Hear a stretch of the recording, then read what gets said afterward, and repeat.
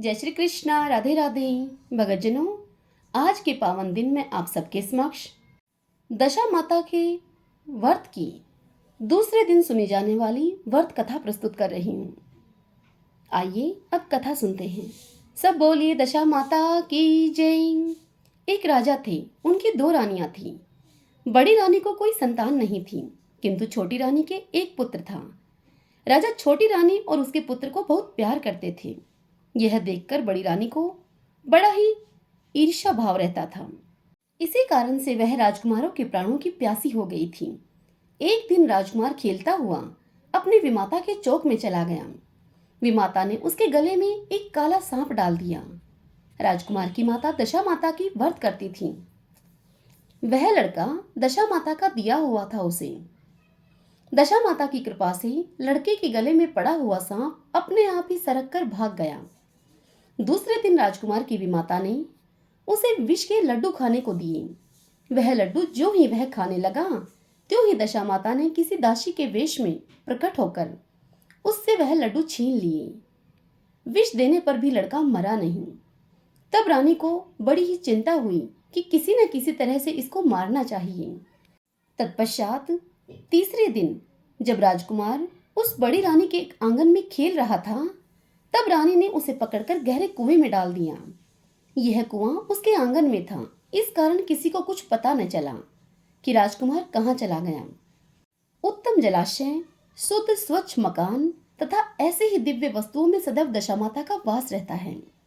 विमाता ने राजकुमार को कुएं में डाला और दशा माता ने उसे बीच में ही रोक लिया।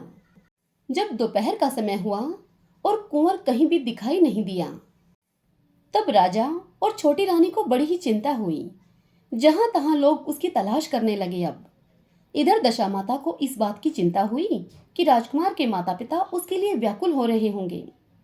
उसको उनके पास पहुंचाना चाहिए, परंतु पहुंचाए तो किस प्रकार से? राजकुमार को तलाश करने वाले लोग हताश होकर बैठ गए।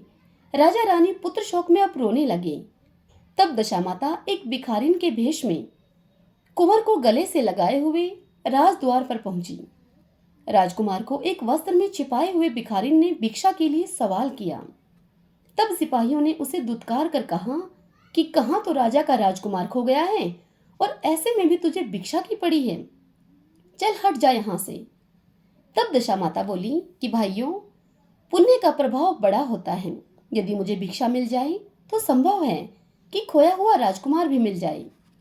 यह कहकर वह देहरी के भीतर पैर रखने लगी। तब सिपाहियों ने उसे आगे बढ़ने से रोका। उसी समय दशा माता ने एक वस्त्र में से बालक का पैर उखाड़ दिया। तब सिपाहियों ने समझा कि अभी कुंवर उसके हाथ में है, इसलिए इसे जाने दो।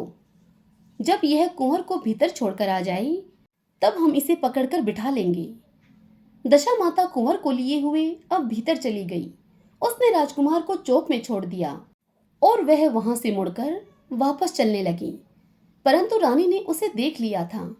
उसने डांट कर कहा कि खड़ी रहन, तू कौन है? तूने 3 दिन से मेरे लड़के को छिपाकर रख छोड़ा था। तूने ऐसा क्यों किया? ठहर जा, इसका जवाब तो तुझे देना ही होगा। दशा माता उसी क्षण ठहर गई। उसने कहा कि रानी, तुम्हारे पुत्र को चुराने और छिपाने वाली मैं नहीं हूं। मैं तो तुम्हारी आराध्य देवी दशा माता हूं। मैं तो तुझे सचेत करने के लिए आई हूं कि तेरी सौतन तुझसे ईर्ष्या द्वेष रखती हैं। वही तेरे पुत्र को घात करने की चिंता में रहती हैं।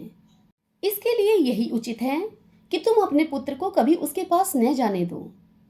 एक बार तो उसने कुंवर के गले में सांप डाल दिया था, तब उसे मैंने भगाया।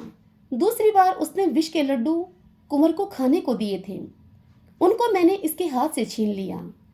और अब की बार उसने कुंवर को कुएं में ही डाल दिया था, सो इस बार भी मैंने इसकी रक्षा की है। इस समय मैं तुम्हारे पास भिखारिन बनकर तुमको चेतावनी देने के लिए आई हूं। तब रानी भगवती के पैरों में गिर पड़ी।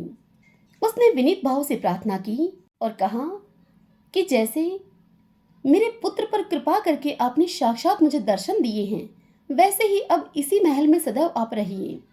मुझसे जो सेवा पूजा बनेगी वो मैं करूंगी। छोटी रानी की इस बात पर दशा माता ने उसे कहा कि मैं किसी के घर में नहीं रहती, जो मनुष्य श्रद्धा पूर्वक मेरा ध्यान स्मरण करता है उसी के हृदय में मैं निवास करती हूँ। मैंने तुझे साक्षात दर्शन दिया है। इसके उपलक्ष्य में तुम सुहागिनों को न्योता देकर उनको यथाविधि आदर सत्कार से भोजन कराओ और अपने नगर में तथा राज्य में ढिंढोरा पिटवा दो कि सभी लोग मेरा गंडा लिया करें और मेरा व्रत किया करें। यह कहकर दशामाता अंतर्ध्यान हो गई। रानी ने शहर भर की सौभाग्यवती स्त्रियों को निमंत्रण देकर बुलाया। उपटन से लेकर शिरोभूषण श्रृंगार तक उनकी यथाविधि शुश्रूषा करके गहने आदि देकर उनके आंचल भरे और भोजन कराकर उनको विदा किया। शहर और राज्य में भी ढिंडोरा पिटवा दिया कि अब सब लोग दशा माता के गंडे लिया करें। सब बोलिए दशा माता की जय। यदि यह कहानी आपको पसंद आई हो तो इस वीडियो को लाइक करें और कमेंट बॉक्स में दशा माता की जय लिखिए।